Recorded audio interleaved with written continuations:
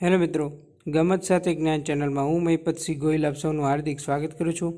આજે આપણે વીએમસીની જે ડોક્યુમેન્ટ વેરિફિકેશન માટે જુનિયર ક્લાર્કની ભરતી ચાલી રહી છે એનો સેકન્ડ રાઉન્ડ બહાર પડી ગયેલો છે. તો એમના વિગતવાર સૂચનાઓ આપેલી છે, સંમતિ પત્રક આપેલું છે. તો તમારે એના વિશે માહિતી ના હોય તો હું આમની પીડીએફ ગ્રુપમાં શેર કરી દઈશ, ત્યાં તમે જોડાઈ જજો. હવે આ તમે પીડીએફ તો તમારી પાસે મળી જાય છે, પણ અંદર શું મેન્શન કરેલું છે, શું છે એ તમારે ખાંચ વાંચવાનું છે. તમને ના ખબર પડે તો એ સમજાવવા માટે હું આ લેક્ચરની અપડેટ લઈને આવ્યો છું. જો તમે મારી ચેનલ પર ફર્સ્ટ ટાઈમ વિઝિટ કરતા હો તો ગમત સાથે જ્ઞાન ચેનલને લાઇક કરી દેજો, શેર કરી દેજો, સબસ્ક્રાઈબ કરી દેજો. આવી અવનવી માહિતી માટે અમારી સાથે જોડાયેલા રહેજો. હું તમામ સ્પર્ધાત્મક પરીક્ષાની નાનામાં નાની વાતની અપડેટ તમારા સુધી આ ચેનલના માધ્યમ દ્વારા પહોંચતી કરીશ. જેને તમને ખબર પણ ના હોય એવી માહિતી પણ તમને આ ચેનલના માધ્યમ દ્વારા મળતી રહેશે. માટે તમે આજે જ જોડાઈ જજો. જો ના જોડાણા હોય તો જે તમને ક્યાંક ને ક્યાંક ફાયદો કરાવશે. તો મિત્રો, વીએમસીનું જે સેકન્ડ લિસ્ટ આવેલું છે, બરાબર છે, એની જે આ સૂચનાઓ છે એ પણ ખાસ તમે વાંચી લેજો. પ્રસ્તુત યાદીમાં કેટેગરી વાઇઝ ભરવાની થતી જગ્યાઓના આધારે પસંદગી પ્રતીક્ષા યાદીમાં સમાવવાપાત્ર સંભવિત ઉમેદવારો કે જેઓને અસલ પ્રમાણપત્રોની ચકાસણી સારું બોલાવવાના થાય છે તેવા ઉમેદવારોનો સમાવેશ કરવામાં આવેલ છે. બરાબર છે. પ્રસ્તુત યાદીમાં કેટેગરી વાઇઝ ભરવાની થતી જગ્યાઓના આધારે પસંદગી અને પ્રતીક્ષા યાદીમાં સમાવવાપાત્ર સંભવિત ઉમેદવારો કે જેઓને અસલ પ્રમાણપત્રોની ચકાસણી સારું બોલાવવાના થાય છે તેવા ઉમેદવારોનો સમાવેશ કરવામાં આવેલ છે. બરાબર છે. એટલે યાદ રાખજો, એમાં તમારી પસંદગી યાદી, પ્રતીક્ષા યાદીમાં જેને કેટેગરી વાઇઝ જે સંભવિત ઉમેદવારો છે એની આ યાદી છે. હવે જ્યારે તમારું ડોક્યુમેન્ટ વેરિફિકેશન પતી વિષય છે, પ્રમાણપત્રોની ચકાસણી અંતરે લાયક ઠરેલ જે ઉમેદવારો હશે એની કેટેગરી વાઇઝ ભરવાની થતી જગ્યા હશે એને ધ્યાનમાં રાખીને મેરિટના આધારે તમારી પસંદગી યાદી અને પ્રતીક્ષા યાદી પ્રસિદ્ધ કરવામાં આવશે.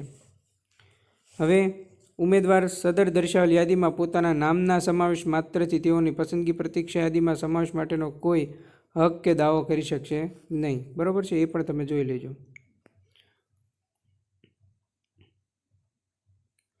અસલ પ્રમાણપત્રોની ચકાસણીમાં ગેરહાજર રહેલ ઉમેદવાર આગળની ભરતી પ્રક્રિયા માટે ગેરલાયક ઠરશે. એટલે માનો કે તમારે મેરિટમાં પસંદગી યાદીમાં નામ આવી ગયું, હવે તમે ડોક્યુમેન્ટ વેરિફિકેશન ના કર્યું તો તમે આગળની ભરતી પ્રક્રિયા માટે ગેરલાયક ઠરશો.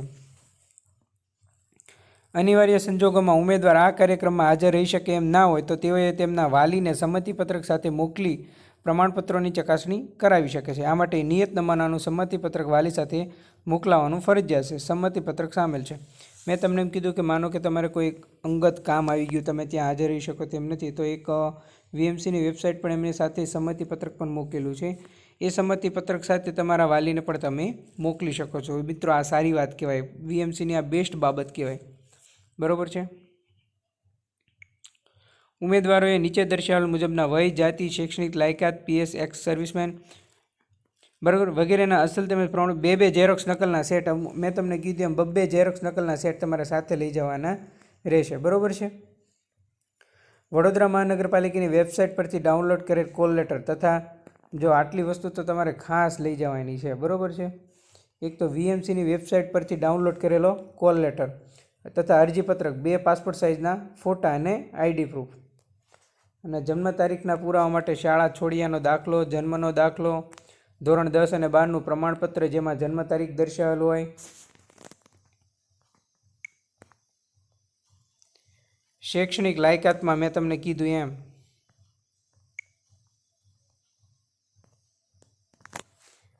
શૈક્ષણિક લાયકાતમાં દર્શાવેલ સ્નાતકના છેલ્લા વર્ષની જે સેમેસ્ટરની માર્કશીટ હોય ને એ તમારે લઈ જવાનું રહેશે. ઉપરાંત ડિગ્રી સર્ટિફિકેટમાં ગ્રેડ દર્શાવેલ હોય તો તે સમકક્ષનું ટકામાં માન્ય યુનિવર્સિટીની જે કન્ઝર્વેશન કોષ્ટક રજૂ કરવાનું રહેશે. અનામત વર્ગના ઉમેદવારો માટે જાતિ અંગેનો દાખલો. બરાબર છે.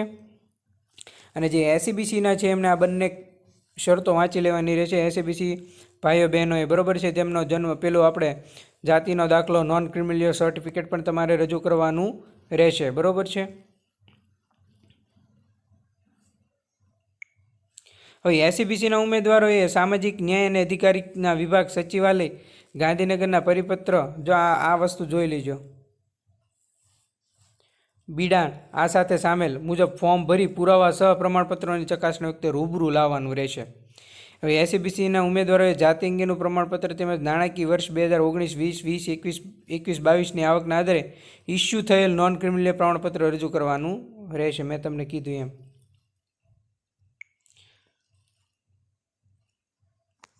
આર્થિક રીતે નબળા વર્ગના ઉમેદવારોએ તારીખ 10/4/2022ની સ્થિતિએ 3 વર્ષ થયેલ ન હોય તેવું આર્થિક રીતે નબળા વર્ગનું પાત્રતા પ્રમાણપત્ર રજૂ કરવાનું રહેશે.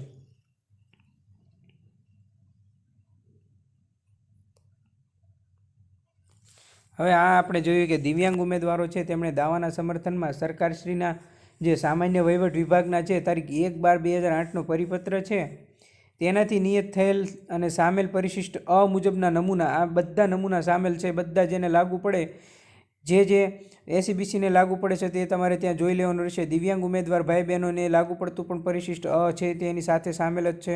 એ પણ તમારે મેડિકલ બોર્ડ દ્વારા જે આપણું પ્રમાણપત્ર રજૂ કરવામાં આવ્યું હોય એ પ્રમાણપત્ર નહીં રજૂ કરવામાં આવે તો તેવા કિસ્સામાં જે તે ઉમેદવારને શારીરિક અસશક્તતા ઉમેદવાર તરીકેના લાભ મળવાપાત્ર થશે નહીં. બરાબર છે. એટલે તમારું જે સરકારી હોસ્પિટલના સુપ્રિન્ટેન્ડન્ટ અને સિવિલ સર્જન અને મેડિકલ બોર્ડ દ્વારા જે પ્રમાણપત્ર રજૂ કરવામાં આવ્યું છે એ પ્રમાણપત્ર તમારે રજૂ કરવાનું રહેશે દિવ્યાંગ ઉમેદવાર ભાઈ બહેનો. ખાસ યાદ રાખજો. જુનિયર ક્લાર્ક ભરતી માટે તબક્કા 1 અને તબક્કા 2 અન્વયે પાત્રતા ધરાવતા ઉમેદવારો પૈકી પસંદગી યાદી તૈયાર કરવામાં આવનાર છે. જ્યારે પસંદગી યાદી માટે ખૂટતા ઉમેદવારો પસંદ કરવા માટે પ્રત્યક્ષ યાદી તૈયાર કરવા 12/1/24 પછી તબક્કા 3નું આયોજન કરવામાં આવશે, જે માટે સદર વેબસાઇટ પર અવારનવાર ચકાસણી કરી લેવા વિનંતી છે. હવે મેં તમને કીધું એમાં પહેલો તબક્કો પતી ગયો. બીજો તબક્કો છે એના આધારે આપણે ઉમેદવારોને પૈકી પસંદગી યાદી તૈયાર કરવામાં આવશે. જ્યારે પસંદગી યાદી માટે ખૂટતા ઉમેદવારો પસંદ કરવા માટે પ્રતીક્ષા યાદી તૈયાર કરવા, એટલે કે હવે પસંદગી યાદી આવશે, ત્યારબાદ જે પ્રતીક્ષા યાદી આવશે એ પ્રતીક્ષા યાદી તૈયાર કરવા માટે 12/1/2024 પછી તબક્કો 3નું આયોજન કરવામાં આવશે. એના માટે તમારે મંડળની વેબસાઇટની ચકાસણી કરવી જરૂરી છે. મિત્રો ખાસ યાદ રાખજો, વીએમસી વેબસાઇટનું આ સેકન્ડ ડી લિસ્ટ માટેનું લિસ્ટ છે તેમાં તમારું નામ છે કે નહીં તે જોઈ લેજો. ઉપરાંત સંમતિપત્રક ખાસ જોઈ લેજો, ઉમેદવારનું સંમતિપત્રક. માનો કે તમારે કોઈ અંગત કારણ આવી ગયું, તમારે બહાર જવાનું થયું તો તમે તમારા પિતાશ્રીને મોકલી શકો છો. જે સંમતિપત્રક આ ફોર્મેટ છે આ પ્રમાણે હોવું જોઈએ. બરાબર છે. સંમતિપત્રકમાં કંઈ કરવાનું નથી. અહીંયા તમારું નામ લખી નાખવાનું છે, અહીંયા તમારું સરનામું, અહીંયા તમારો બેઠક ક્રમાંક. આથી સંમતિ આપું છું કે મારે અંગત કારણસર ફલાણા જગ્યાએ જવાનું છે, આ અંગેનો પુરાવો સાથે સામેલ છે. માનો કે તમારે કોઈના મેરેજમાં જવાનું છે તો કેમ કંકોત્રી લગાવો, એવી રીતે ઉદાહરણ આપું છું. ખાતામાં કાર્યો રૂબરૂ ઉપસ્થિત રહી શકો તેમ ન હોય, મારા વાલી માતા પિતા ભાઈ બહેન, આને પુરાવાના ઓળખના પુરાવા તરીકે માનો કે તમારું આધાર કાર્ડ આપી દેવાનું, એનો નંબર આપી દેવાનો. બરાબર છે. મોબાઈલ નંબર, એવી રીતે ચકાસણીમાં રૂબરૂ ચકાસણી માટે હું સંમતિ આપું છું. અહીંયા સ્થળ અને તારીખ લખી દેવાનું, અહીંયા ઉમેદવારની સહી અને નામ લખી દેવાનું, અહીંયા વાલીની સહી અને નામ, અહીંયા ઉમેદવારનો ફોટો આવશે અને અહીંયા વાલીનો ફોટો આવશે. બરાબર છે. તો આ હતું મિત્રો સંમતિપત્રક, ખાસ જોઈ લેજો સંમતિપત્રક. અને ઉપરાંત મેં તમને કીધું, હવે જોઈએ આપણે એસસીબીસી વાળાનું પણ જે છે પરિશિષ્ટ, ઉપરાંત દિવ્યાંગ ઉમેદવારો માટે પણ છે હોસ્પિટલનું. મેં તમને કીધું એમ પરિશિષ્ટ અ દિવ્યાંગ ઉમેદવારોએ ખાસ આ જોઈ લેવાનું રહેશે. બરાબર છે. Name, address of the institute, hospital, certificate number, date, આ પરિશિષ્ટ દિવ્યાંગ ઉમેદવારોને લાગુ પડે છે, એ લોકોએ ખાસ જોઈ લેવાનું રહેશે. ઉપરાંત સામાજિક અને શૈક્ષણિક વર્ગના પછાત વર્ગના જે એસસીબીસી છે તેમણે ઉમેદવારોએ રજૂ કરવાની થતી વિગતોનું ફોર્મ, આ બધી વસ્તુ તમારે ખાસ જોઈ લેવાની છે. એમણે શું કરવાનું રહેશે, એમાં એમણે પોતાનું નામ લખવાનું રહેશે, અહીંયા પિતાનું નામ, હાલનું સરનામું, કાયમી સરનામું. બરાબર છે. અહીંયા કાયમી સરનામું આવશે, અહીંયા એમની જાતિ આવશે, મૂળ વતન આવશે, ગામ, તાલુકો, જિલ્લો અને રાજ્ય. ઈમેલ એડ્રેસ આવશે, માનો કે મારું ગામ છે નવા ગામ કનીવાવ, તાલુકો સિહોર, જિલ્લો ભાવનગર, રાજ્ય ગુજરાત, એવી રીતે લખવાનું રહેશે. અહીંયા તમારું ઈમેલ એડ્રેસ લખવાનું રહેશે, અહીંયા તમારો મોબાઈલ નંબર લખવાનો રહેશે. હવે ઉમેદવારોને સામાજિક અને શૈક્ષણિક રીતે પછાત વર્ગના પ્રમાણપત્ર નંબર અને તારીખ એ પણ તમારે અહીંયા લખવાની રહેશે. ખાસ યાદ રાખી દેજો.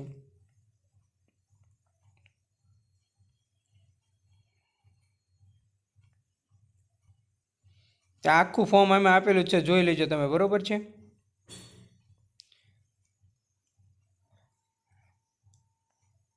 સામાજિક અને શૈક્ષણિક રીતે પછાત વર્ગના પ્રમાણપત્રોની ચકાસણી માટે ઉમેદવાર વિગતો રજૂ કરવા અંગે ધ્યાનમાં લેવાની સૂચના. જે સામાજિક અને શૈક્ષણિક રીતે પછાત વર્ગના ઉમેદવારો છે એમણે શું ધ્યાનમાં રાખવાનું છે, તો એમણે શું રજૂ કરવાનું રહેશે, આધાર પુરાવા એ પણ એમાં છે મેન્શન, જોઈ લેજો તમે. જો નિયત નમૂનાના ફોર્મમાં વિગતો ભરી સહી કરી ફોર્મ તેમાં સામેલ રાખવા જણાવેલ છે તેવા આધારોની સ્વપ્રમાણિત નકલો સહિત જે ખાતાની જગ્યા માટે પસંદગી થયેલ હોય તે ખાતા મારફત રજૂ કરવાનું રહેશે. ઉમેદવારે સામાજિક અને જાતિનું પ્રમાણપત્ર, ધોરણ 10 અથવા ધોરણ 12નું શાળા છોડ્યાનું પ્રમાણપત્ર. વિચાર કરો, આ કેટલી બધી વસ્તુ તમારે ધ્યાનમાં રાખવાની છે. ઉમેદવારના પિતાશ્રીના શાળા છોડ્યાનું પ્રમાણપત્ર. ઉમેદવારના પિતા અશિક્ષિત હોય તો તેમની જન્મ તારીખ, જન્મ સ્થળ અને જાતિ દર્શાવતા અન્ય પુરાવા રજૂ કરવાના અને તેની વિગતો ફોર્મના કમમાં દર્શાવવાની છે. મેં તમને કીધું ને એમ, આગળ જોઈ લઈએ આપણે. અગાઉ અન્ય જગ્યા માટે ભરતી સંદર્ભે આ જાતિના પ્રમાણપત્રની નિયામક વિકાસથી જાતિના કલ્યાણ ચકાસણી કરાવેલ છે, હા કે ના, એ હું તમને સમજાવી દઉં છું. ઉપરાંત જો ચકાસણી કરાવેલ હોય તો તેવી જગ્યાનું નામ, હોદ્દો લખવાનું રહેશે, ક્યારે કરાવી એની નકલ પણ સાથે જોડવાની રહેશે. ઉમેદવારના શાળા છોડ્યાના પ્રમાણપત્ર નંબર અને તારીખ આ ફોર્મમાં જ તમારે ધ્યાનમાં રાખવાનું છે. એસીબીસી ઉમેદવાર ભાઈઓ બહેનોએ ખાસ, બરોબર છે. પહેલાંની જાતિ અને વતન અંગેના અન્ય પુરાવા. વિચાર કરો, આમાં તમારા પુરાવો પણ રજૂ કરવાનો રહેશે.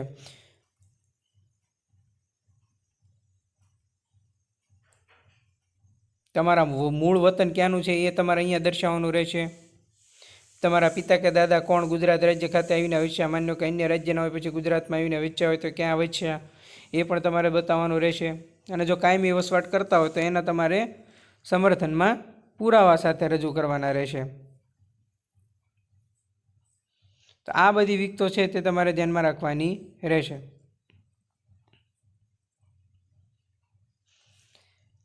એટલે મેં એમ તમને કીધું એમ કે અહીંયા ઉમેદવારના પિતાશ્રીના જે શાળા છોડ્યાનું પ્રમાણપત્ર છે, તો ઉમેદવારના પિતા અશિક્ષિત હોય તો તેમની જન્મ તારીખ, જન્મ સ્થળ, જાતિ દર્શાવતા અન્ય પુરાવા રજૂ કરવાના રહેશે અને તેની વિગતો ફોર્મના ક્રમ નંબર 13માં દર્શાવી. બરાબર, આમાં એમણે મેન્શન કરેલું જ છે 13. તો આપણે જોઈએ ફોર્મ ક્રમ જ જોઈએ આપણે, બરાબર. અહીંયા 13 નંબર છે, હું તમને સમજાવી દઉં એટલે તમારે કંઈ તકલીફ ના પડે. પછી આ જો અહીંયા આવ્યું ને, 1/4/1978 પહેલાંના જાતિ અને વતનના અંગેના અન્ય જે પુરાવા હોય તો તે નકલ સામે રાખવી. જેનો પુરાવો પ્રમાણપત્ર હોય તેમનું પૂરું નામ, પુરાવાની વિગત એટલે કે એલસી, દસ્તાવેજ, હકપત્રની નોંધ વગેરે જે હોય એ પુરાવા નંબર, જેનો પુરાવો રજૂ કરે તેનો ઉમેદવાર સાથે સંબંધ.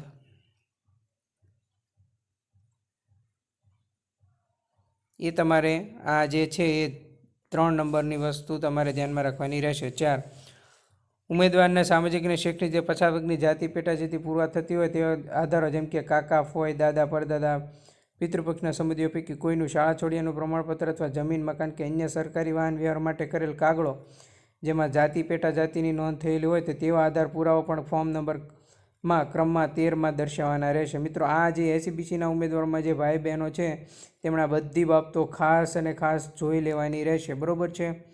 આની પીડીએફ હું ગ્રુપમાં શેર કરી દઈશ, તો ખાસ તમે જોઈ લેજો.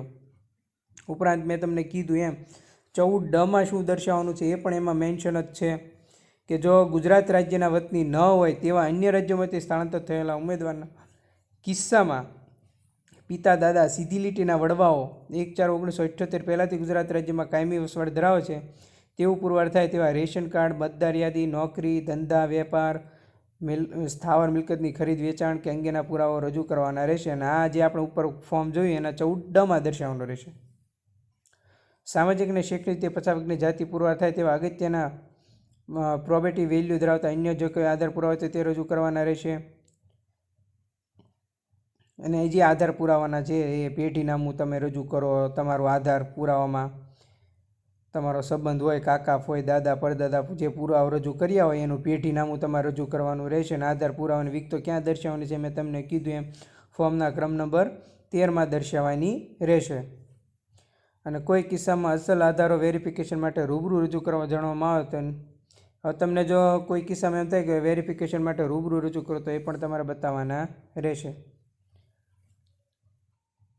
ઉમેદવાર દ્વારા જે આધાર પુરાવા રજૂ કરવામાં આવે છે તેની પ્રાથમિક ચકાસણી થયા બાદ જરૂર જણાય તે કિસ્સામાં વધારાના આધાર પુરાવા રજૂ કરવા સૂચના આપવામાં આવે તો ઉમેદવારે હવે તમને એમ થાય કે હજી વધુ આધાર પુરાવા રજૂ કરવાના તે પણ તમારે રજૂ કરવાના રહેશે રૂબરૂ અથવા ટપાલ દ્વારા। બરાબર છે।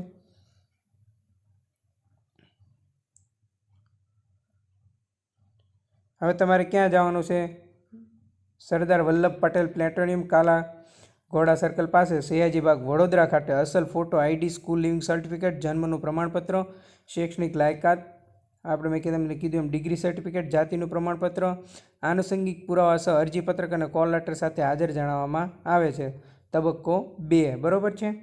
આ તબક્કા 2નું લિસ્ટ છે। કેટલા વાગે? તો કે 12 તારીખે તમારે 11 વાગે ત્યાં પહોંચી જવાનું રહેશે, ત્યાં બધું ચાલુ થઈ જશે। બરાબર છે। તો આટલું ખાસ યાદ રાખજો। તો મિત્રો કેવો લાગ્યો વિડીયો? જો સારો લાગ્યો હોય તો લાઈક કરી દેજો, શેર કરી દેજો, સબસ્ક્રાઈબ કરી દેજો। થેન્ક યુ મિત્રો, આભાર।